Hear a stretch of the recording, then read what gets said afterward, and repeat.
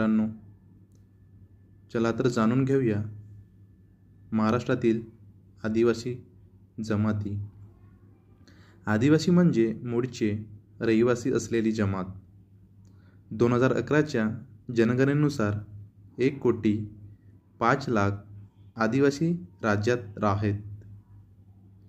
ज्या गावातील आदिवासी लोकसंख्या 50% अधिक असते, त्या गावात एकात्मिक आदिवासी विकास प्रकल्प राबवण्यात येतो. आदिवासींच्या विकासासाठी आदिवासी विकास आयुक्तालय स्थापन. मुख्यालय नाशिक इथे आहे.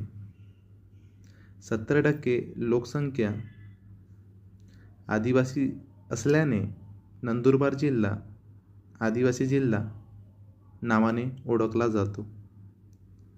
केंद्र सरकारने राज्यातील कोलाम, कातकरी, माळियागोंड व जमाती यांना आदिम जमाती म्हणून घोषित केले आहे. चला तर बघूयात आदिवासी जमात व प्रमुख जिल्हा.